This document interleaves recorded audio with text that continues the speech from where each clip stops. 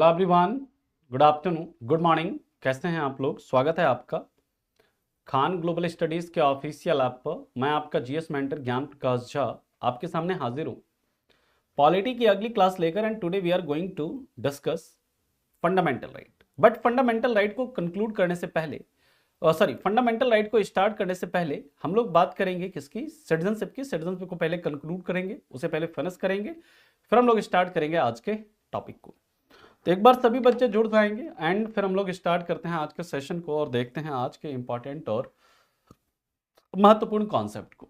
कल की क्लास तक में हम लोगों ने बाय रजिस्ट्रेशन यानी कि सिटीजनशिप को एक्वायर करने के क्या क्या तरीके हैं, by birth, bye decent, bye registration, bye naturalisation और बाय एक्विजिशन ऑफ टेरिटरीज। तो कल हम लोगों ने 3 मेथड्स फिनिश कर लिए थे, 2 मेथड्स हमारे बचे हुए हैं। बाकी फिर हम लोग बात करेंगे कि भारत की नागरिकता को कैसे समाप्त किया जा सकता है, how Indian citizenship can be terminated, उसकी भी हम लोग बात करेंगे, है ना। तो एक बार सभी बच्चे जुड़ जाएंगे एंड फिर हम लोग स्टार्ट करते हैं आज के सेशन को। सबसे पहले आप लोगों को याद रखना है, ये एसएसबी इंटरव्यू का जो मतलब बैच है वो स्टार्ट हो चुका है ना। रजिस्ट्रेशन आपका चल रहा है। तो ये जो है इसमें जो एसएसबी के इंटरव्यू में आपके ये सब मतलब Vinod Awasthi, colonel Vinod Awasthi sir, major general MP Singh sir और जेबी मल सर, ये सब क्या है इस टीम में है, एसएसबी की इंटरव्यू की टीम में। बाकी हम लोग देहरादून में ऑफलाइन बैच भी जल्द ही लेकर आ रहे हैं देहरादून में, है ना। और उसके बाद आपके एनडीए सीडीएस का जो भी क्रैश कोर्स ऑलरेडी लॉन्च हो चुका है ना। आज से इसमें क्लासेस भी हैं जिसमें कि खास करके मतलब आपका ये क्रैश कोर्स होगा जिसमें कि क्वेश्चन के तहत आपको चीज़ों को करवाने का प्रयास कराया जाएगा, है ना। और इसके बाद आपका निस्तार बैच वगैरह चल रहा है ना, केजीएस ऐप पर। तो चलिए स्टार्ट करते हैं हम लोग आज के मुद्दे को। सभी को very good afternoon, very good morning. Hello Bhagirath, Surya, Rohit, Mangesh, Shreya, Sumit, Rakesh, Pranjal, Ajay Pratap, Gautam ji, ठीक है। सोनू वाल्मीकि जी, अभी रिटर्न हो जाए फिर, है ना। सौरभ, चलिए सभी लोग जुड़ चुके हैं तो हम लोग स्टार्ट करते हैं फिर आज के सेशन को। देखिए जब हम बात करते हैं अगला जो हमारा तरीका है मतलब सिटीजनशिप को प्राप्त करने का चौथा तरीका है बाय नेचुरलाइजेशन। Bye naturalisation. अब ये नेचुरलाइजेशन क्या है? देशीयकरण के द्वारा, देशीयकरण के द्वारा। देखिए देशीयकरण के द्वारा भारत की नागरिकता कैसे प्राप्त करेंगे, ध्यान से मेरी बात को सुनिए। यहां पर आपको 3 चीजें याद रखनी है, 3 चीजें। सबसे पहले याद रखना है कि यहां पर 3 कंडीशन याद रखना है। एक आपका 14 वर्ष, 14 साल, एक आपका 11 साल और एक आपका 1 साल। ये 3 कंडीशन आपको याद रखना है। 14 साल, 11 साल और 1 साल। ये मान लीजिए कि ऐसा कोई व्यक्ति जो विदेशी है, ना तो उसने किसी भारत के व्यक्ति से शादी की, ना तो उसके माता पिता भारतीय हैं, ना ही उसका जन्म भारत की धरती पर हुआ है, ना ही वो पीआईओ है, ना ही वो पर्सन ऑफ इंडियन ऑरिजिन का है, और ना ही वो किसी पीआईओ का माइनर चिल्ड्रन है, यानी कि किसी पीआईओ भारतीय मूल के नागरिक का अवयस्क बच्चा है। तो उसे कैसे भारत की नागरिकता मिलेगी? तो उसके लिए भी उपाय है, वो भी भारत की नागरिक, भारत का नागरिक बन सकता है, लेकिन कंडीशन यह है कि उसे भारत में पिछले, कंडीशन क्या है? पहला कंडीशन याद रखिएगा, पिछले 14 वर्षों से भारत में रह रहा हूं, residing in India from last 14 year, residing in India from last 14 years। But ये 14 साल में जब पूरा इसका जोड़ा, अब मान लीजिए कि कोई अगर बाहर से इंडिया में रह रहा है तो क्या वो भारत से बाहर जा सकता है? घूमने के लिए तो जाएगा ना जी। भारत से बाहर घूमने के लिए जाएगा, कहीं किसी और कंट्री में किसी काम से जा सकता है, कोई मेडिकल रीजन से, कोई पढ़ाई के लिए, अलग अलग चीजों से जा सकता है। लेकिन पिछले 14 साल में कुल जो जोड़ा जाए वो भारत में कितने दिन रहा, पिछले 14 सालों में वो भारत में कितने दिन रहा है, तो टोटल दिन जब कैलकुलेट किया जाएगा तो 11 वर्ष वो भारत में रहा। याद रखिएगा, पिछले 14 वर्षों में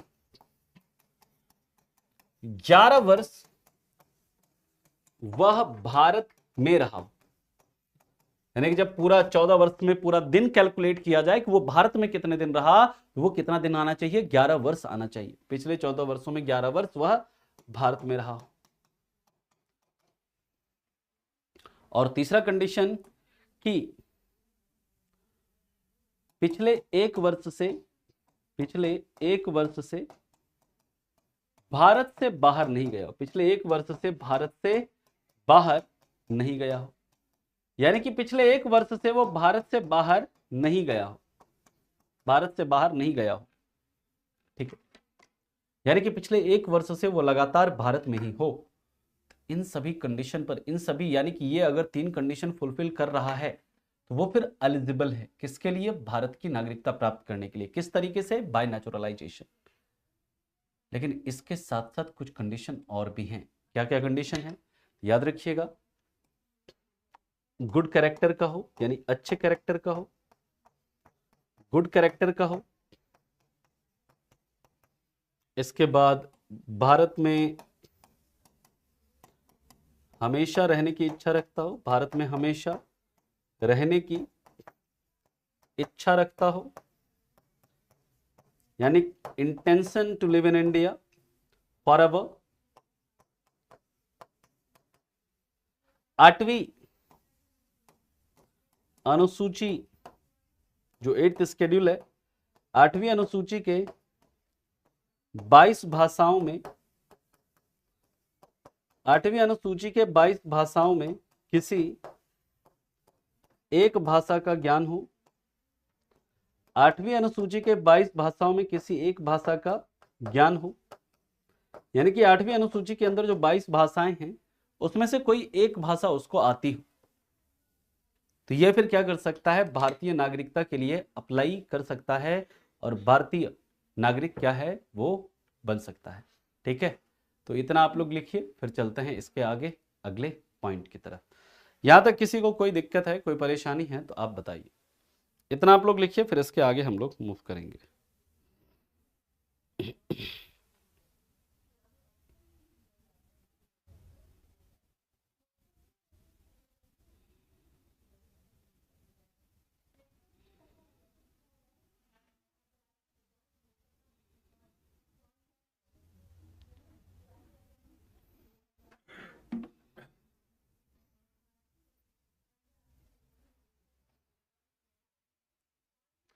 एक साल वाला समझ नहीं आया।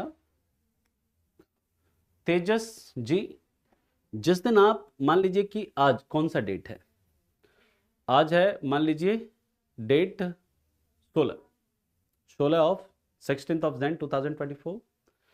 आज मान लीजिए आप नेचुरलाइजेशन के तहत नागरिकता के लिए अप्लाई कर रहे हैं, ठीक है। तो चेक किया जाएगा कि पिछले एक साल में, यानी कि 16 जनवरी 2023 से लेकर 16 जनवरी 2024 तक आप भारत से बाहर कहीं नहीं गए हो, यानी कि भारत में ही हैं आप पिछले एक वर्ष से, ठीक है, तभी आपको भारत की नागरिकता मिलेगी।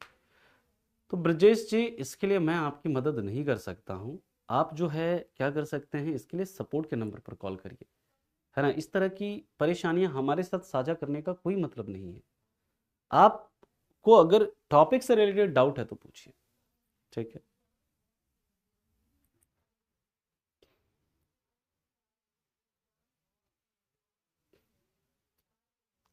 अगर किसी का जन्म भारत में हो बट पेरेंट्स ना चाहे तो क्या नागरिकता मिलेगी क्या, तो वो पेरेंट्स के ऊपर है। जब तक माइनर है तो तब तक तो उसको पेरेंट के ऊपर है ना जी।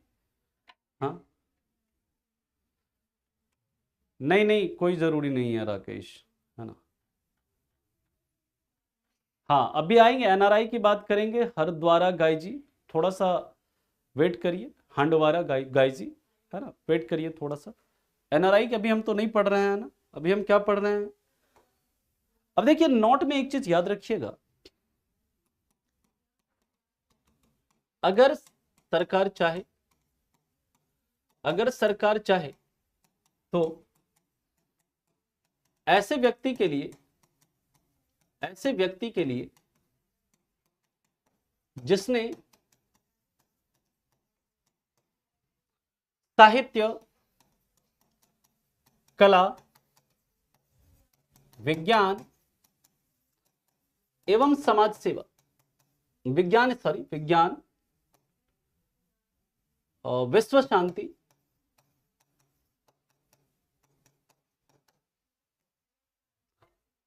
मानव विकास के लिए, मानव विकास यानी ह्यूमन प्रोग्रेस, मानव विकास के लिए के क्षेत्र में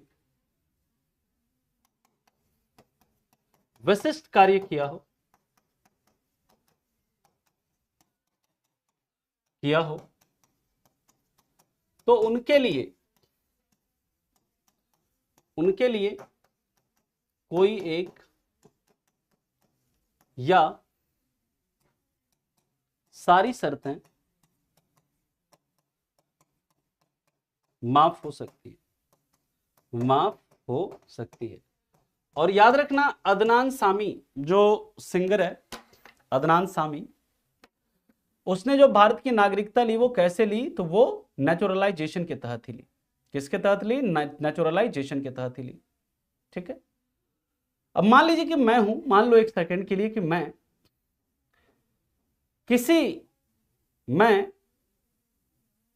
मतलब मान लीजिए कि मैंने साहित्य के क्षेत्र में या आर्ट के क्षेत्र में या ह्यूमन प्रोग्रेस के क्षेत्र में या वर्ल्ड पीस के क्षेत्र में मैंने बहुत अच्छा योगदान किया हुआ है और मैं भारत का नागरिक नहीं हूं, ना मेरे पेरेंट्स इंडियन सिटीजन थे, मैं मतलब फॉरेनर। अब मैं चाहता हूं कि मैं भारत का नागरिक बनूं, तो भारत सरकार हो सकता है मेरे लिए ये सारी शर्तें माफ कर दे। क्या आइए आपको मैं भारत की नागरिकता बाय नेचुरलाइजेशन ऐसे देता हूं, आपके लिए सारी शर्तें माफ। या हो सकता है इसमें से कोई एक शर्त माफ कर दे, या हो सकता है इसमें दो शर्त, या हो सकता है इसमें से तीन चार शर्त माफ कर दे। यानी कि भारत सरकार अगर चाहे तो ऐसे व्यक्ति जिसने साहित्य, कला, विज्ञान, विश्व शांति, मानव विकास इस क्षेत्र में अगर विशिष्ट कार्य किया है तो उसके लिए ये इसमें से कोई एक या फिर इसमें से सारी की सारी शर्तें, इसमें से दो तीन शर्तें क्या कर सकती है? माफ कर सकती है। क्लियर? क्या डाउट है संगीता जी बताइए। सर कोई रजिस्ट्रेशन सिटीजन लेता है तो वो किस रिलीजन में मतलब वो अपना रिलीजन बताएगा, उसमें जब सिटीजनशिप के लिए वो करेगा तो वहां पर वो बताएगा कौन सा रिलीजन, आपको किस रिलीजन के हैं आप, है ना। ठीक है। अक्षय कुमार के पास भी भारत की नागरिकता नहीं। अखिल लगता है तुमने कल की क्लास नहीं देखी है ना, तो प्लीज कल की क्लास देख लो।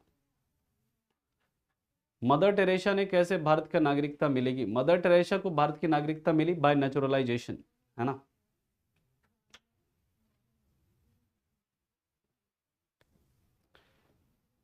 सर अगर लड़का इंडियन, लड़की अदर कंट्री से और बेबी और कोई देश में हो तो उसे कौन सी नागरिकता मिलेगी? तो उसे भारत की नागरिकता मिलेगी, भारतीय नागरिकता मिलेगी, है ना। लेकिन उसको रजिस्टर कराना पड़ेगा उस बर्थ को, है ना। ठीक है।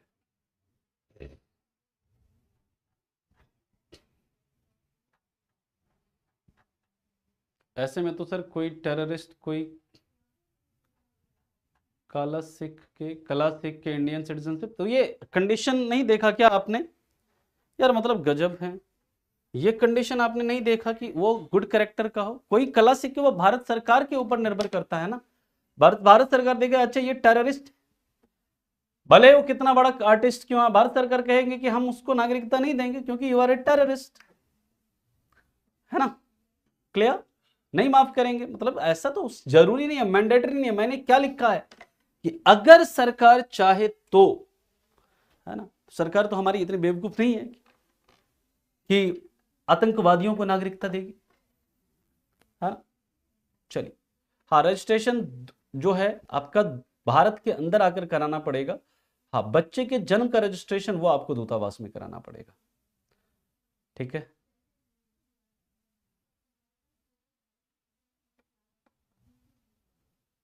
एक बार इसका थोड़ा कमेंट देखिएगा, गोलू बघेल का क्या पूरा सा कमेंट क्या है इसका, देखो। हाँ हाँ हाँ।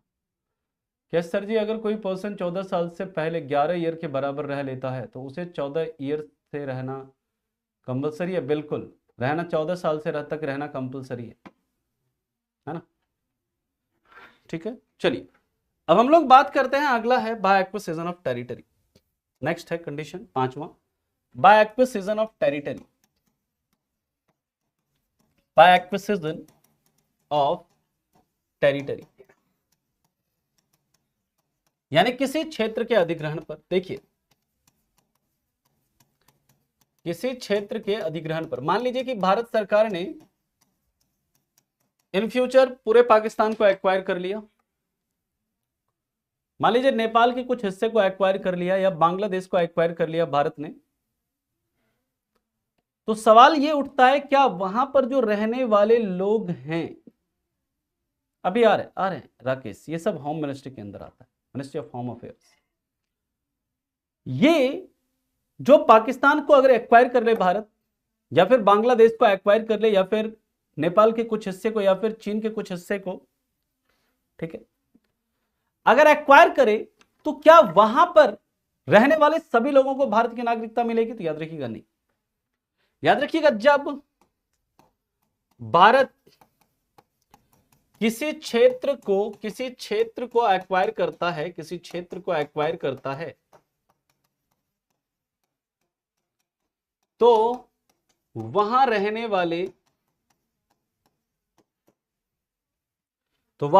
वाले लोगों को भारत की नागरिकता मिलती है, किसके तहत? By acquisition of territory. लेकिन याद रखिएगा note, ministry of home affairs यानी गृह मंत्रालय, मिनिस्ट्री ऑफ होम अफेयर्स यानी गृह मंत्रालय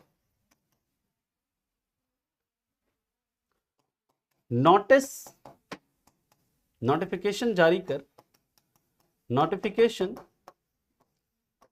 कर ये निर्धारित करती है कि उस क्षेत्र में रहने वाले किन-किन लोगों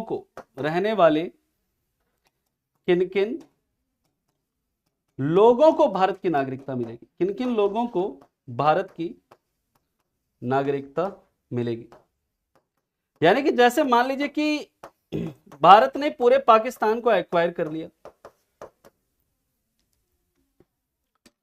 पूरे पाकिस्तान का अधिग्रहण कर लिया भारत ने, क्या पाकिस्तान में रहने वाले सभी लोगों को भारत की नागरिकता मिलेगी? याद रखिएगा नहीं, भारत सरकार वहां पर निर्धारित करेगी, ये जो हाफिज सईद है ये तो टेररिस्ट है, ये इमरान खान है, ये भारत के खिलाफ क्या करता है? आग उगलता है ना? या फिर ऐसे लोग जो भारत विरोधी है, उनको कहेंगे कि we are not going to provide Indian citizenship to those persons. इन व्यक्तियों को हम भारत की नागरिकता नहीं देंगे। ये भारत सरकार में गृह मंत्रालय निर्धारित करेगी कि उस क्षेत्र के अंदर रहने वाले किन किन लोगों को भारत की नागरिकता प्रदान करेंगे। क्लियर? किसी को कोई दिक्कत, कोई परेशानी?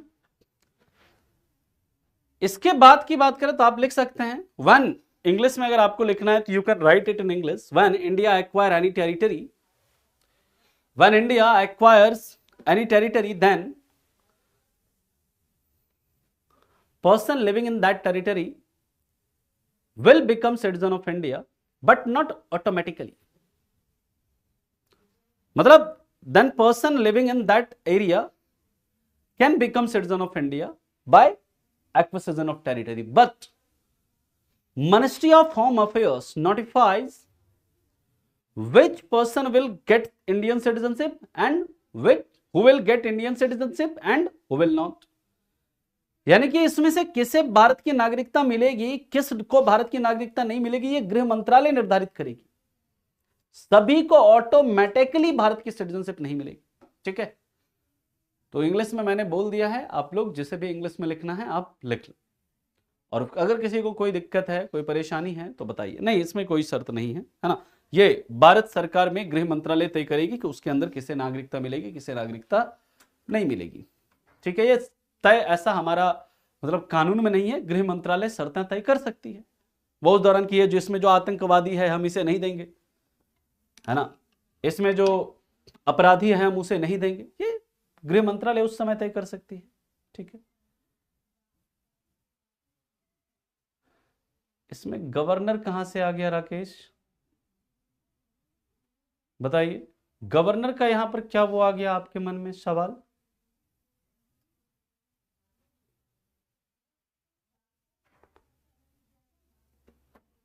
चलिए अब हम लोग बात करते हैं renunciation of Indian citizenship. Renunciation of Indian citizenship मतलब भारत की नागरिकता को समाप्त करने के तरीके, भारत की नागरिकता को समाप्त करने के तरीके। यह भी बात किसमें करी गई है, यह भी बात करी गई है, याद रखिएगा, किसमें? सिटीजनशिप एक्ट 1955 में।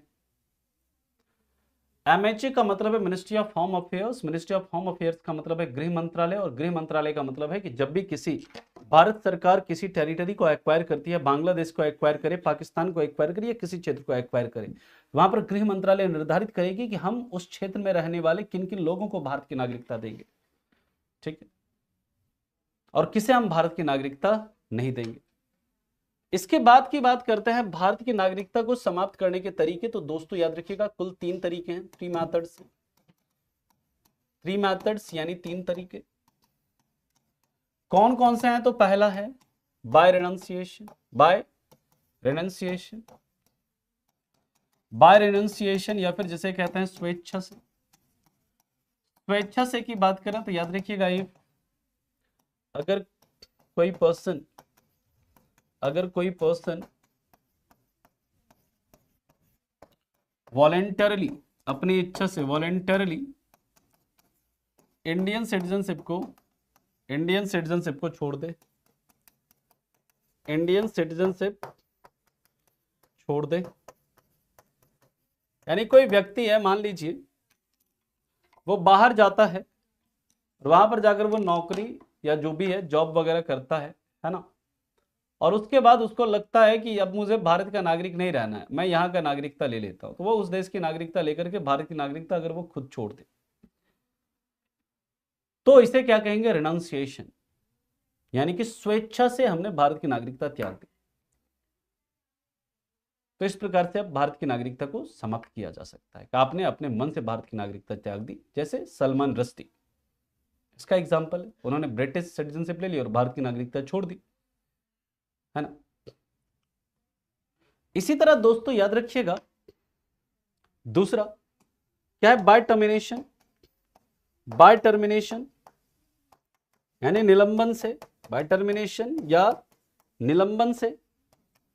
निलंबन से कैसे होता है? याद रखिएगा अगर कोई व्यक्ति, if any person acquire citizenship of another country, अगर कोई व्यक्ति, if any person acquire citizenship of another country then his Indian, अगर कोई पर्सन किसी दूसरे देश की नागरिकता लेता है,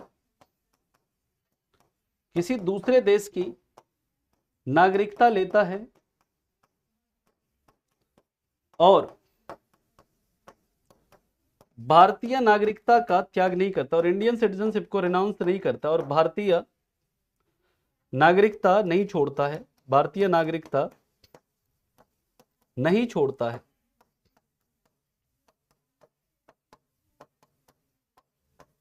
तो उसकी भारतीय नागरिकता समाप्त कर दी जाएगी। तो उसकी भारतीय नागरिकता समाप्त कर दी जाएगी, समाप्त कर दी जाएगी।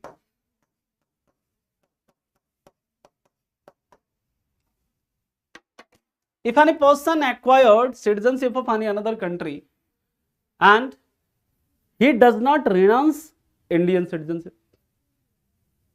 मान लीजिए भारत सरकार को पता चला कि मैं मान लीजिए कि बाहर रहता हूं और मैंने किसी दूसरे देश की नागरिकता ले ली, और भारत सरकार को यह पता चला कि मैंने इंडियन सिटीजनशिप को नहीं रिनाउंस किया है, तो बाय टर्मिनेशन भारत सरकार क्या करेगी, हमारी नागरिकता को समाप्त कर देगी। क्लियर? ठीक है, तो फटाफट इतना लिखिए। यहां तक किसी को कोई दिक्कत कोई परेशानी है तो बताइए, फिर हम लोग चलते हैं अगले मेथड पर। नेक्स्ट मेथड की बात करेंगे कि तीसरा क्या है।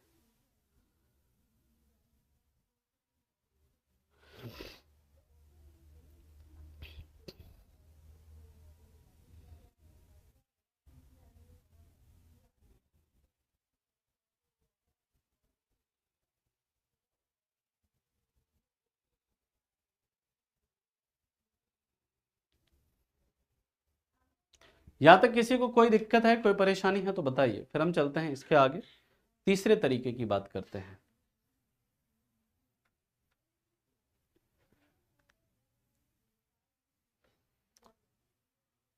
ठीक, चलिए अब तीसरा तरीका है। तीसरे तरीके की जब बात करते हैं तो उसे क्या बोलते हैं हम लोग, उसे बोलते हैं बाय डेप्रिवेशन।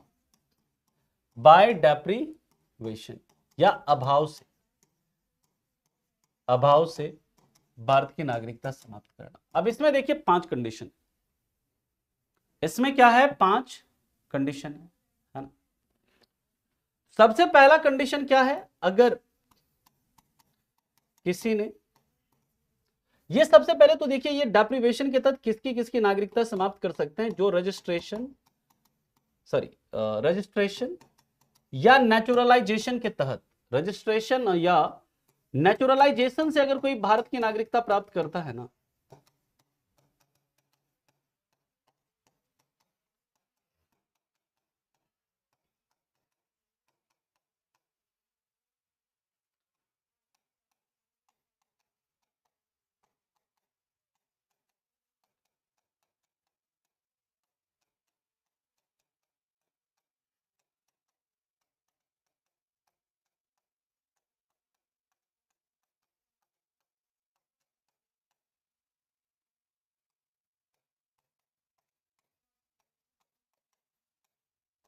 समझिए, जिसने नेचुरलाइजेशन या रजिस्ट्रेशन के तहत भारत की नागरिकता प्राप्त करी हो।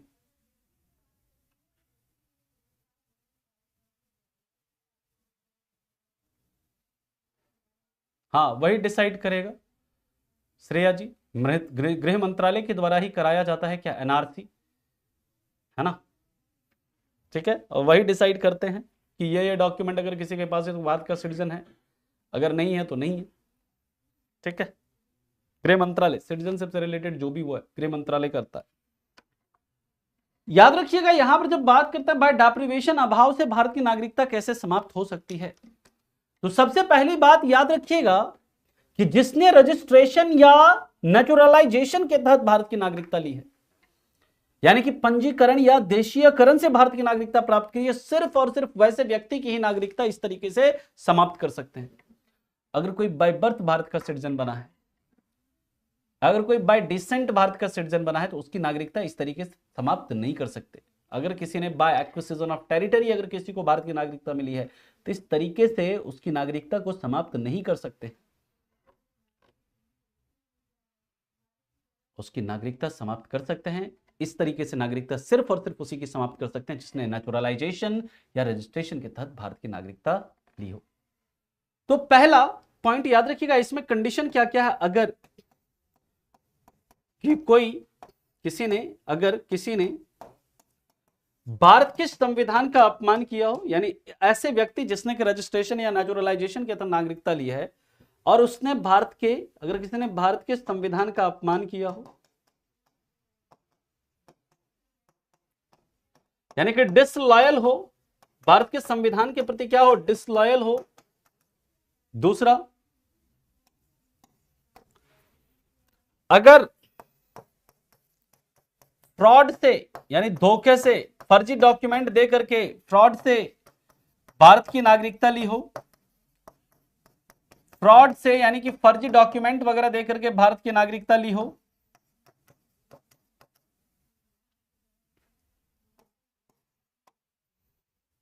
अगर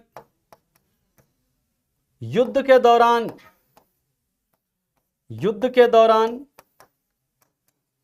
मान लीजिए कि हमारा पाकिस्तान या चीन के साथ युद्ध चल रहा है और युद्ध के दौरान शत्रु देश के साथ व्यापार किया हो, शत्रु देश के साथ व्यापार किया हो या कोई जानकारी साझा की हो,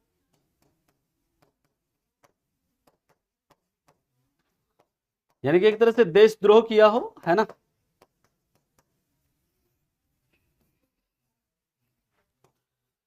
यानी कि अगर मान लीजिए पाकिस्तान के साथ या चीन के साथ हमारा युद्ध चल रहा है और इस युद्ध के दौरान उसने क्या किया है, चीन के साथ कोई व्यापार किया या चीन के साथ या पाकिस्तान के साथ कोई जानकारी साझा की, तो इस कंडीशन में भी उसकी भारतीय नागरिकता क्या कर सकते हैं, समाप्त कर सकते हैं। और भी कंडीशन है, उसकी हम लोग बात करते हैं। पहले आप इतना लिखिए, फिर चलते हैं इसके आगे। यहां तक किसी को कोई दिक्कत है, परेशानी है तो बताइए।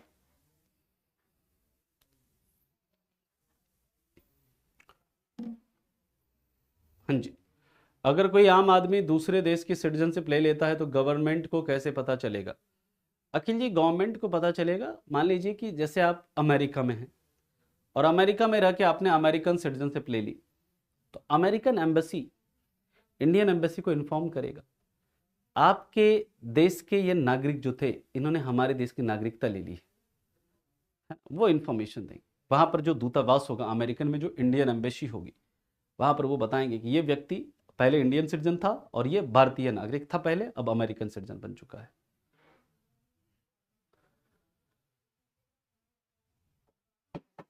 यार आफ्ताब, कितनी बार ये सवाल पूछोगे तुम? ऑलरेडी मैं बता चुका हूं कि इंडियन सिटीजनशिप मिलेगी, मिल सकती है, वो डिपेंड करता है उसके माता पिता के ऊपर।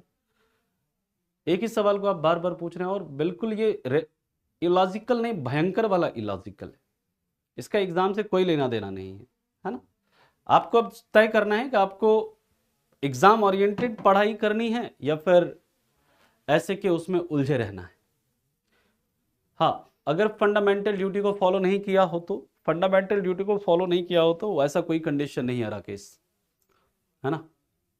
यहां तक किसी को कोई दिक्कत, कोई परेशानी? आगे चले हम लोग। चौथा कंडीशन क्या है? अगर लगातार 7 साल तक भारत से बाहर रहा हो, अगर लगातार 7 साल तक भारत से बाहर रहा हो, यानी कि बाहर गया और 7 साल तक भारत नहीं आया फिर वापस, 7 साल या उससे ज्यादा, तो उसकी भारतीय नागरिकता समाप्त कर सकते हैं। और 5वां, अगर भारत का नागरिक बनने के किसके तहत, नेचुरलाइजेशन या रजिस्ट्रेशन के 5 साल के अंदर कहीं किसी देश में 2 साल या उससे अधिक की सजा पाई हो, 2 साल या उससे अधिक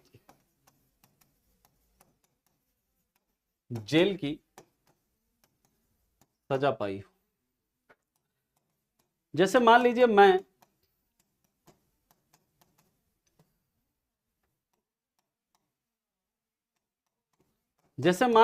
हूं, मैंने नेचुरलाइजेशन के तहत या रजिस्ट्रेशन के तहत भारत की नागरिकता ली और फिर मैं बाहर गया, अमेरिका, कनाडा या कहीं पर भी, ऑस्ट्रेलिया, मालदीव, मलेशिया, कहीं भी, और वहां पर जाकर मैंने कोई ऐसा क्राइम कर दिया जिसके कारण वहां की सरकार ने मुझे 2 वर्ष या उससे अधिक का जेल का सजा सुना दिया और भारत सरकार को यह पता चलेगा, भारत सरकार आपकी नागरिकता क्या कर देगी, समाप्त कर देगी। ठीक है, अगर आप नेचुरलाइजेशन या रजिस्ट्रेशन के तहत भारत के नागरिक बने हैं तो इन तरीकों से भारत की नागरिकता को समाप्त किया जा सकता है। हाँ, तो उसको समाप्त करेंगे, बिल्कुल करेंगे। अगर वो इंडिया की सिटीजनशिप है उसके पास तो, है ना, भले ही वो कहीं पर रहता हो, डजंट मैटर। आधार कार्ड नहीं है, ना ही पैन कार्ड है, ये गवर्नमेंट ऑफ इंडिया डिसाइड करती है, ये ministry of home affairs decide करती है अतुल तिवारी जी। ठीक है, अगर कोई मर्डर करके अमेरिका भाग जाता तो उसे पुलिस पकड़, क्या पुलिस पकड़ सकती है मतलब? ये सवाल तुम्हारे दिमाग में आया कहाँ से?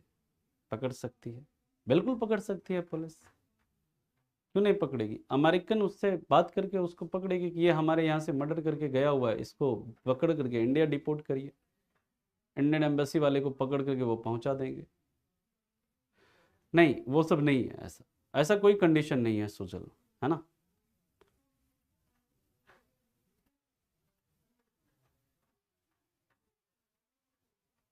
सिटीजनशिप को समाप्त के लिए कौन सा सीए हुआ है? राकेश जी, ये सिटीजनशिप एक्ट 1955 में ये सब बातें करी गई है। ठीक है, और कोई दिक्कत किसी को? नहीं, फैब में तो नहीं हो पाएगा सोनू कंप्लीट। ऐसे मैं कोशिश कर रहा हूं कि अब ये क्लास ना आपकी रेगुलर मैं करूं, है ना। बाय नेक्स्ट वीक देखिए शायद आपकी ये क्लास जो है रेगुलर हो जाए, और उसके बाद चांसेस हैं कि देखिए आपके मार्च तक में पेपर जो है, मार्च तक में आपका ये जो है सिलेबस आपका कंप्लीट हो जाएगा। हाँ, सिर्फ रजिस्ट्रेशन और नेचुरलाइजेशन वालों पर लागू होता है सिर्फ ये। ठीक है, चलिए अब हम लोग बात करते हैं पीआईओ और ओसीआई, इसमें क्या डिफरेंस है। पीआईओ और ओसीआई में क्या डिफरेंस है इसे समझते हैं, फिर हम लोग सीए 2019 की बात करेंगे, और उसके बाद हम लोग बात करेंगे पर्सन ऑफ इंडियन ऑरिजिन। ध्यान से समझिएगा, भारतीय मूल के नागरिक। ये एमएचए यानी मिनिस्ट्री ऑफ होम अफेयर्स ने, गृह मंत्रालय ने 2002 में ये स्कीम लाई। कौन सी? पीआईओ स्कीम 2002 में। मेरी बात को बहुत ध्यान से सुनना है आप लोगों को।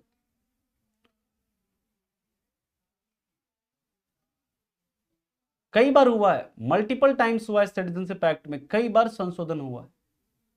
सिटीजनशिप एक्ट 1955 में कई बार, 1987 में, है ना, 1992 में, 2003 में, 2005 में, 2015 में, फिर 2019 में। लेकिन जो सबसे लास्ट में हुआ है 2019, उसे हम लोग डिस्कस करेंगे। ठीक है, ये हो सकता है मे बी गोलू बघेल जी, लेकिन वो भारत सरकार डिसाइड करेगी, आप डिसाइड नहीं कर सकते, है ना। वो भारत सरकार डिसाइड करेगी कि क्या हो सकता है क्या नहीं हो सकता है, ये आपको भी नहीं पता है ना मुझे ही पता। जिस दिन भारत सरकार, आप सामान्यतः ये मान सकते हैं कि जो पासपोर्ट बनाने के लिए जो डॉक्यूमेंट, पासपोर्ट अगर बनाते हैं वहां पर जो आपको डॉक्यूमेंट देने पड़ते हैं, आप उसे एज ए कंसीडर कर सकते हैं कि हाँ वो सिटीजनशिप का प्रूफ है, क्योंकि उसी के आधार पर आपको भारत का पासपोर्ट मिलता है। ठीक है, तो वहां पर जो डॉक्यूमेंट्स होते हैं उसका आप एज ए कह सकते हैं, लेकिन वो ministry of home affairs decide करती है। बात करते हैं मिनिस्ट्री ऑफ होम अफेयर्स ने 2002 में स्कीम निकाली, कौन सी? पर्सन ऑफ इंडियन ऑरिजिन की स्कीम, यानी भारतीय मूल के नागरिक वाली स्कीम। कहा कि चलो भारतीय मूल के नागरिक, कहेगा ऐसे विदेशी जो भारत के नागरिक नहीं हैं, ध्यान से सुनिएगा मेरी बात को, ऐसे लोग जो भारत से बाहर रह रहे हैं और भारत के नागरिक नहीं हैं, लेकिन अगर कभी भी भारत के पासपोर्ट को होल्ड किया है, भारत का पासपोर्ट रखा है, ऐसा व्यक्ति जो भारत का नागरिक नहीं है, भारत से बाहर रह रहा है या भारत में रह रहा है, डजंट मैटर, लेकिन अगर उसने कभी, भारत का नागरिक नहीं है लेकिन भले भारत में रह रहा हो, भारत से बाहर रह रहा हो, भारत का नागरिक नहीं है, लेकिन उसने कभी भारत का पासपोर्ट रखा था अपने पास, या फिर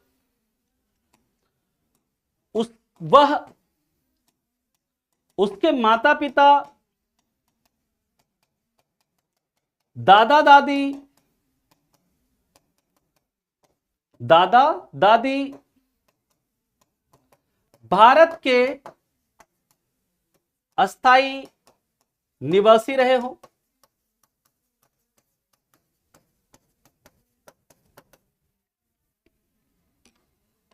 मिनिस्ट्री ऑफ होम अफेयर्स ने, गृह मंत्रालय ने स्कीम निकाली 2002 में कि ऐसे लोग जिनके पास भारत की नागरिकता नहीं है, वो बाहर रह रहे हैं, भारत के अंदर रह रहे हैं या भारत से बाहर रह रहे हैं, लेकिन अगर उसने कभी भी भारत के पासपोर्ट को होल्ड किया, भारत का पासपोर्ट कभी भी उसने रखा है, या फिर वह, या फिर उसके माता पिता, या फिर उसके दादा दादी, इनमें से कोई भी भारत का नागरिक रहा हो, मतलब कोई भी क्या हो, भारत का नागरिक रहा हो, यानी भारत का अस्थायी निवासी रहा हो, हम क्या करेंगे, हम उसे एक पीआईओ कार्ड देंगे। क्या करेंगे, हम उसको स्टेटस देंगे। हम उसको किसका स्टेटस देंगे? पीआईओ कार्ड, पीआईओ का स्टेटस देंगे, भारतीय मूल नागरिक का स्टेटस देंगे, और उसे हम एक कार्ड देंगे। कौन सा? पीआईओ कार्ड की। ये लीजिए, ये पर्सन ऑफ इंडियन ओरिजिन का कार्ड है, अपने पास रखिए, भारतीय मूल के नागरिक का ये कार्ड है। तो लोगों ने पूछा, ये बताइए इस कार्ड का बेनिफिट क्या है, इस कार्ड को मैं क्यों लूं, क्या फायदा है इस कार्ड का? तो कहा कि आपके पास ये कार्ड रहेगा, आप बिना वीजा के, बेनिफिट्स क्या हैं इसके, पीआईओ कार्ड के बेनिफिट, बिना वीजा के 15 साल तक भारत में आ सकते हैं, भारत में आ जा सकते हैं, यानी can come to India without visa, can come to India without visa for 15 years. और दूसरा बेनिफिट क्या है कि 6 महीने तक भारत में रहने पर पुलिस को इन्फॉर्म नहीं करना होगा, पुलिस को इन्फॉर्म नहीं करना होगा। यानी कि जब भी कोई विदेशी इंडिया में आता है तो उसको एक डिपार्टमेंट होता है पुलिस का, एफआरआरओ, ठीक है, उसको क्या करना पड़ता है, उसको रिपोर्ट करना पड़ता है कि हम इंडिया आ रहे हैं, इतने दिनों के लिए इंडिया आ रहे हैं, ताकि उनके साथ अगर कोई घटना हो जाए, उनके साथ कोई दिक्कत हो जाए, तो पुलिस पता लगा पाए कि क्या समस्या है। तो उन्हें इंफॉर्म करना पड़ता है। जब भी कोई विदेशी भारत आता है तो एक एफआरआरओ डिपार्टमेंट होता है, उसमें उसे बताना पड़ता है। लेकिन अगर किसी के पास पीआईओ कार्ड है तो वो भारत अगर आता है, वो अगर भारत आता है तो भारत में आने के 6 महीने तक, अगर वो भारत में है, 6 महीने तक के लिए भारत में है, तो उसे पुलिस को इन्फॉर्म नहीं करना होगा। अगर वो 6 महीने से ज्यादा है, भारत में 6 महीने से ज्यादा रहता है, तो फिर उसे भारत में उसे क्या करना पड़ेगा, पुलिस को इन्फॉर्म करने की जरूरत होती है। तो ये बेनिफिट होता है किसका? पीआईओ कार्ड का, ठीक है, पीआईओ कार्ड का। रोहित जी, अगर मैं सब काम मैं ही कर दूं तो आप क्या करेंगे? और मैंने ऐसा क्या नहीं लिखा है यहां पर, आप ये बताइए। हाँ जी रोहित बाबू बताइए, रोहित ठाकुर जी, ऐसा मैंने यहां पर क्या नहीं लिखा है जो मैंने बताया और वहां पर बोर्ड पर नहीं लिखा गया है, बताइए। अब मैं जो बोलूं, मैं जितना डिटेल में जो मैं समझाऊं, अगर आप चाहते हैं कि उसे भी मैं यहां पर लिखता चलो, दैट इज नॉट पॉसिबल। मैं 1 घंटे में जितना वर्ड मुंह से बोलता हूं, जो शब्द मैं बोलता हूं, वो सब बोर्ड पे लिखूं, तो यह संभव नहीं है। जो पॉइंट्स जरूरी हैं, जो नोट्स में होने चाहिए, उतना यहां पर लिखा गया है, ठीक है।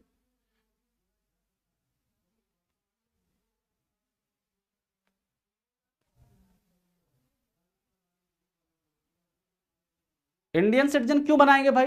तुम तो खुद ही सिटीजन हो, तुमको क्यों चाहिए पीआईओ कार्ड, ये बताओ। आफ्ताब, पीआईओ कार्ड किसको? जिसको भारत आना है, विदाउट वीजा आना है। तुम तो खुद ही भारतीय हो, तुम्हारे पास भारतीय पासपोर्ट, तुम बनवा सकते हो, तुमको कोई रोकेगा भारत आने से? तुमको कोई वीजा चाहिए होगा? नहीं ना। ये तो उनके लिए है ना जो कि भारत से बाहर रह रहे हैं और भारतीय नागरिक नहीं, उनका मूल है भारतीय, भारतीय मूल के हैं, ठीक है। विदेश जाने के लिए तुमको, वो विदेश जाने के लिए नहीं बल्कि भारत आने के लिए पीआईओ कार्ड मिलता है, कि कोई विदेशी, कोई भारतीय मूल का नागरिक है, वो भारत आ जा सकता है विदाउट एनी वीजा, बिना वीजा के आ जा सकता है वो भारत में। उसके लिए आप तो खुद ही भारत में, आपको बाहर जाना है तो आपको उस देश की वीजा लेनी पड़ेगी जहां पर आप जा रहे हैं। चीजों को समझो। किस किस कंट्रीज में पीआईओज होता है? पीआईओ होता है लगभग सभी कंट्री में पीआईओ होता है। कुछ कंट्रीज में के निवासियों को पीआईओ कार्ड नहीं मिलता। जो हमारे बॉर्डरिंग कंट्रीज हैं, पाकिस्तान, चाइना, बांग्लादेश, अफगानिस्तान, श्रीलंका, नेपाल, यहां पर जो रहने वाले लोग हैं उनको पीआईओ कार्ड नहीं मिलेगा। भूटान, इनको पीआईओ कार्ड नहीं मिलता है। ठीक है, जो भारत के नाइबरिंग कंट्रीज हैं उनको पीआईओ कार्ड नहीं मिलेगा। बांग्लादेश, पाकिस्तान, चीन, नेपाल, है ना, श्रीलंका, अफगानिस्तान, यहां पर रहने वाले लोगों को पीआईओ कार्ड नहीं मिलता है। इस चीज को आप याद रखेंगे। बाकी सभी कंट्रीज जहां पर इंडियंस हैं उनको पीआईओ कार्ड मिलेगा। सर क्या श्रीलंका को भी नहीं मिलेगा? नहीं मिलेगा पीआईओ कार्ड। वहां पर रहने वाले लोगों को, जो वहां पर रहने वाले भारतीय नागरिक हैं, उनको भी नहीं मिलेगा। ठीक है। अरे दूसरे देश का पीआईओ कार्ड, साहिल, वहां पर पीआईओ का मतलब क्या? Person of Indian origin. अब दूसरे देश का क्या है, उससे हमें क्या मतलब? अदर कंट्रीज, अमेरिका में क्या है, कनाडा में क्या है, उससे हमें क्या क्या वो हमारे एग्जाम में पूछेगा? नहीं। क्या आप वहां के सिविल सर्विसेज को लिखने वाले हैं या वहां के डिफेंस एग्जाम को देने वाले हैं? नहीं देने वाले हैं तो फिर उसके बारे में क्यों जानना है आपको? सर अगर पीआईओ होल्डर 6 मंथ इंडिया में रहा, फिर 1 वीक के लिए फॉरेन आता है और फिर वापस इंडिया में आ जाता है, तो क्या उसे एफआरओ में नहीं करना पड़ेगा? प्रांजल, पीआईओ का फुल फॉर्म होता है पर्सन ऑफ इंडियन ऑरिजिन, भारतीय मूल के नागरिक। ये रोहित जी आपने बताया नहीं, क्या मैंने नहीं लिखा है? आप बताइए। सर जो अंग्रेज भारत में घूमने आते हैं उन सबको पीआईओ कार्ड मिलता है। आप लोग चीजों को समझ नहीं रहे हैं, फिर इसका मतलब यही है। ये देखो मैंने क्या लिखा है कि किसे पीआईओ कार्ड, सबको पीआईओ कार्ड देंगे क्या? नहीं। पहले पूरा आप चीजों को समझिए, उसके बाद आप सवाल पूछा करिए। और समझ में नहीं आता तो आप ये पूछिए कि सर समझ में नहीं आया हमें आपने जो समझाया। यहां पर मैंने पहले लिखा, अगर वैसे ही व्यक्ति को पीआईओ कार्ड मिलेगा जिसने कभी भी भारत का पासपोर्ट होल्ड किया है, यानी कि वो कभी भी भारत का नागरिक रहा है, उसी को हम पीआईओ कार्ड देंगे। सभी को नहीं दे देंगे पीआईओ कार्ड। यानी कि वो भारतीय मूल का है, यानी कि वो कभी ना कभी भारत का नागरिक रहा है, तभी हम उसको पीआईओ कार्ड दे रहे हैं। पीआईओ कार्ड हम किसे दे रहे हैं? अगर वह या उसके माता पिता या दादा दादी कभी भारत के नागरिक रहे हो। क्लियर? यानी कि या तो वो खुद या फिर उसके माता पिता या उसके दादा दादी कोई भी अगर भारत के नागरिक रहे हैं, तभी हम उनको क्या करेंगे? पीआईओ कार्ड देंगे। ऐसे नहीं दे देंगे पीआईओ कार्ड किसी को। आया समझ में?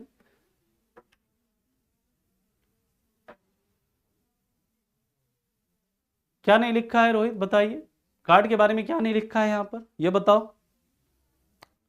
हाँ, आया समझ में? ओंकार रंजन जी, पड़ोसी कंट्री को पीआईओ क्यों नहीं मिलेगा? क्योंकि पड़ोसी कंट्रीज फिर कभी भी विदाउट वीजा भारत में आ जा सकते हैं। भारत के इंटीग्रेशन के लिए वो बॉर्डर एरिया में जाकर कहेंगे हम क्या कहते हैं, यहां पर विद्रोह करो कि हमें पाकिस्तान में मिला दो, हमें बांग्लादेश में मिला दो, विद्रोह करो। यहां पर भारत की इंटीग्रिटी के लिए, भारत की सिक्योरिटी के लिए क्या हो सकता है? खतरा हो सकता है। ठीक है, क्लियर है? थैंक यू सत्यम। बिल्कुल कर सकता है राकेश, और अभी से ही करना चाहिए आपको, तभी आप फर्स्ट या सेकंड उसमें क्या कर सकते हो? आप क्वालिफाई कर सकते हो। ठीक है। पीआईओ कार्ड होल्डर वोट नहीं दे सकते हैं सौरभ। देखिए ऐसे सवाल पूछिए जैसे सौरभ ने पूछा, अच्छा सवाल है इनका, रेलिवेंट क्वेश्चन है। जैसे ओंकार जी का क्वेश्चन था, यह अच्छा क्वेश्चन है। ठीक है, याद रखिएगा जो पीआईओ कार्ड जो होता है ना, पीआईओ कार्ड होल्डर वो इंडियन सिटीजन नहीं है, वो फॉरेन सिटीजन है। पीआईओ कार्ड बस इसलिए उनको दिया गया है ताकि वो भारत आए जाए तो उनको भारत आने जाने के लिए, क्योंकि उनके इंसेंटिव्स, उनके रिलेटिव्स भारत में रहने, जैसे मान लीजिए कोई पंजाबी है, ध्यान से मेरी बात को सुनिएगा, पंजाबी है, वो कमाने के लिए कनाडा गया, ऑस्ट्रेलिया गया, और वहां पर जाकर उसने वहां की नागरिकता ले ली। अब उसके माता पिता दादा दादी यहां रह रहे हैं। अब वो हर 2 महीने में, 3 महीने में, 6 महीने में भारत आएगा अपने पेरेंट्स से मिलने के लिए, अपने ग्रैंड पेरेंट्स से मिलने के लिए। अपने गांव वाले अपने रिलेटिव से मिलने के लिए। मान लीजिए मौसे के बेटी की शादी है ना, फूफा के बेटे की शादी है, उसमें आना जाना पड़ेगा उसको बार बार यहां पर, क्योंकि उसके रिलेटिव्स यही हैं। अब उसको बार बार आने जाने के लिए क्या नहीं मिले, क्या लगाना नहीं पड़े, वीजा नहीं लगाना पड़े उसको। तो उसके लिए कहेगी भाई देखो तुम भारत के नागरिक थे, या तुम्हारे माता पिता या तुम्हारे दादा दादी भारत के नागरिक रहे हैं, ऐसा करते हम तुमको पीआईओ कार्ड दे देते हैं, तुम कभी भी भारत आओ जाओ, तुमको वीजा लगाने की जरूरत नहीं है जैसे बाकी अन्य लोगों को लगाने की जरूरत होती है। तुम बिना वीजा के 15 साल तक भारत में आ जा सकते हो और 6 महीने तक यहां पर रहो मजे से, पुलिस को भी इंफॉर्म नहीं करना है तुम्हें। हाँ, 6 महीने से ज्यादा अगर रहोगे तो फिर पुलिस को बताना पड़ेगा। यह पीआईओ कार्ड का बेनिफिट है, इसीलिए पीआईओ कार्ड दिया जाता है। और क्यों दिया जाता है पीआईओ कार्ड? क्योंकि ये जो फॉरेन बाहर जो रहने वाले लोग होते हैं, जो इंडियंस रहते हैं, जो बाहर जो मतलब भारतीय मूल के जो नागरिक जो पीआईओज रहते हैं, जो इंडियन डायस्पोरा है भारत विदेशों में, चाहे गल्फ कंट्रीज में हो, चाहे कनाडा में हो, ऑस्ट्रेलिया में हो, चाहे अमेरिका में हो, चाहे यूरोप में हो, आपको पता होना चाहिए कि भारत मतलब विश्व के जितने भी टॉप मतलब जो टेक कंपनीज हैं, लाइक गूगल, माइक्रोसॉफ्ट, फेसबुक, जितने भी ऐसे बड़े बड़े कंपनीज हैं, वहां पर जितने भी टॉप पोस्ट है ना, like CEO, vice president, director, ये बड़े बड़े पोस्ट पर कौन बैठे हुए हैं? इंडियंस बैठे हुए हैं। बड़े बड़े पदों पर कौन बैठे हुए हैं? इंडियंस, सिर्फ और सिर्फ भारतीय। जितने भी ये टेक कंपनीज हैं, अमेरिका में चले जाओ, अमेरिका में तुम चले जाओ कहां पर? कैलिफोर्निया, वहां पर तुमको कई सारे इंडियंस दिख जाएंगे जो कि टॉप पोस्ट पर बैठे हैं। ऐसा नहीं कि वहां पर वो मतलब मजदूरी कर रहे हैं, नो। हाँ, कनाडा जाओगे तो वहां पर दिखेंगे कि कुछ लोग मतलब, और अलग अलग कंट्रीज में जाओगे, जैसे क्या कहते हैं, यूरोप में जाओगे तो वहां पर कुछ कंट्रीज में दिखेंगे, लाइक पेरिस वगैरह में, फ्रांस वगैरह में। लेकिन जब कैलिफोर्निया, जो वहां पर इंडियंस क्या करते हैं? मेहनत करते हैं।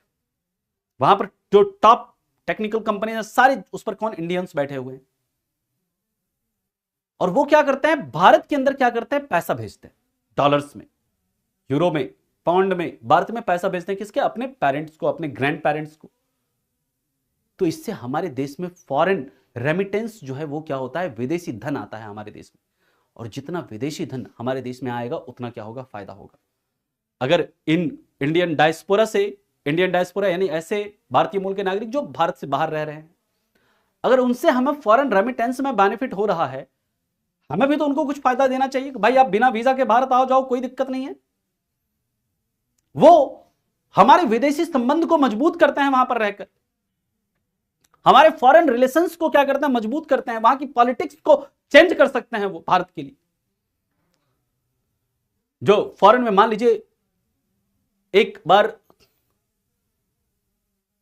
बहुत पहले की कहानी है, रशिया में जाते हैं देवानंद, और वहां पर देवानंद क्या करता है? भारत, वहां के लोगों को भारत के पक्ष में क्या करते हैं? जाकर करता है वो। यानी कि ये जो कुछ लोग हैं विदेशों में रहते हैं, वो क्या करते हैं? वहां की राजनीति को भी क्या करते हैं? भारतीय हित में क्या करते हैं? मोड़ते हैं वो। तो उनको तो क्या ना क्या करना पड़ेगा, हमें कुछ ना कुछ बेनिफिट देना पड़ेगा। आया समझ में? तो यहां के रिलेटिव वहां जाएंगे तो भाई उसके लिए उनको वीजा लगवाना पड़ेगा, है ना। 15 ईयर बाद फिर से रिन्यू करवाना पड़ेगा, बिल्कुल करवाना पड़ेगा। लेकिन अंकित जी 2015 में ये जो मतलब पीआईओ वाला कहानी है उसको समाप्त कर दिया गया। अभी हम पूरा नहीं मतलब किए हैं। पीआईओ कार्ड का कॉन्सेप्ट अब खत्म हो गया। कब? 2015 में। ठीक है, क्लियर। ऋषि सुनक को भारत आने के लिए कोई कार्ड वगैरह की जरूरत नहीं है ना। वो प्रधानमंत्री है, वो बिना किसी वीजा के भारत आ जा सकते हैं, है ना। चलिए कोई नहीं, हम लोग बात करते हैं इसके बाद, अगले पॉइंट की तरफ चलते हैं। यहां तक किसी को कोई दिक्कत, कोई परेशानी है तो बताइए। अब इसके बाद हम लोग बात करेंगे ओसीआई की। अब आज तो हमारा हो नहीं पाया ओसीआई। अब कल हमारा फंडामेंटल राइट्स स्टार्ट हो जाएगा। अब हमारे पास 2 चीज पढ़ने के लिए बचा है, 2 नहीं 3। एक OCI, overseas citizen of India, और दूसरा एनआरआई, नॉन रेसिडेंट इंडियन, और तीसरा सिटीजनशिप अमेंडमेंट एक्ट 2019। ये 3 चीज हम लोग पढ़ेंगे और फिर हम लोग मूव करेंगे अपने अगले टॉपिक पर, जो है फंडामेंटल राइट। हाँ, पीआईओ कार्ड एंड हो गया है 2015 में। सिटीजनशिप अमेंडमेंट एक्ट 2015 के तहत पीआईओ कार्ड को एंड कर दिया गया है, क्योंकि पीआईओ कार्ड को मिला दिया गया है किसके साथ? ओसीआई के साथ। एक ओसीआई कार्ड हुआ करता था, ओवरसीज सिटीजन ऑफ इंडिया, जितने पीआईओ कार्ड वाले थे उनको कह दिया गया कि आप जो है अब अपना पीआईओ कार्ड जो है उसको ओसीआई कार्ड में चेंज करवा लीजिए, क्योंकि ओसीआई कार्ड के ज्यादा बेनिफिट्स हैं, है ना। ये हम लोग कल डिस्कस करेंगे कि ओसीआई कार्ड में क्या ज्यादा बेनिफिट्स हैं। जैसे इसमें क्या है कि 15 साल तक ही बिना वीजा भारत में आ सकते हैं। अगर किसी के पास ओसीआई कार्ड होगा तो वो पूरी लाइफ, पूरे जीवन भर वो बिना वीजा के भारत आ जा सकता है। लेकिन ओसीआई कार्ड के लिए क्या क्या कंडीशंस हैं वो हम लोग कल बात करेंगे, है ना। और ओसीआई कार्ड जो है याद रखिएगा पाकिस्तानी और बांग्लादेशी, पाकिस्तान और बांग्लादेश के जो नागरिक हैं उनको ओसीआई कार्ड नहीं मिल सकता है, वो ओसीआई कार्ड नहीं बनवा सकते हैं। तो हम लोग बात करेंगे इसके ऊपर पूरा डिटेल में कल की क्लास में।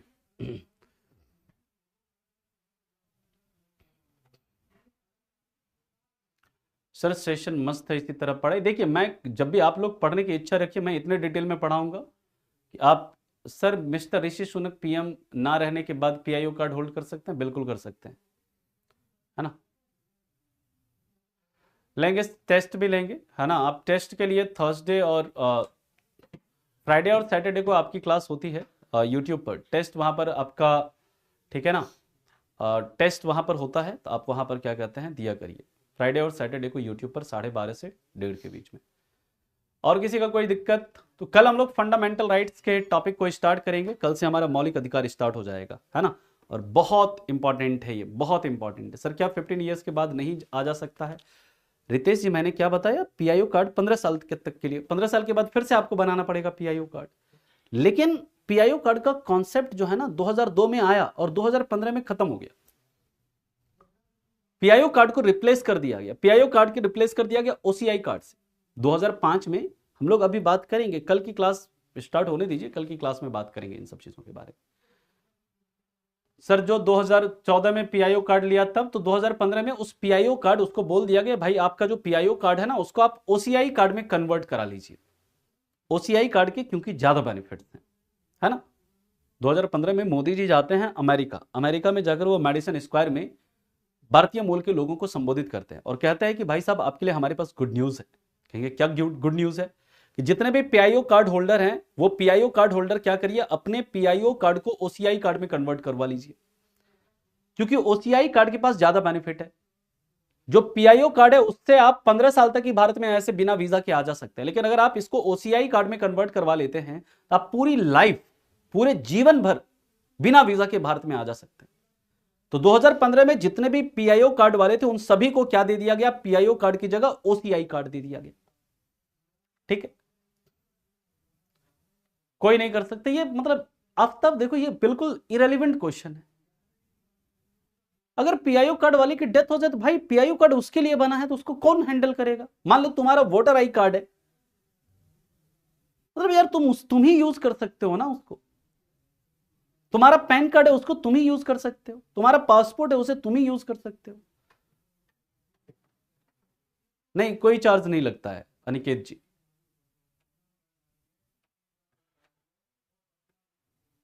यहां तक किसी को कोई दिक्कत और किसी को कोई समस्या?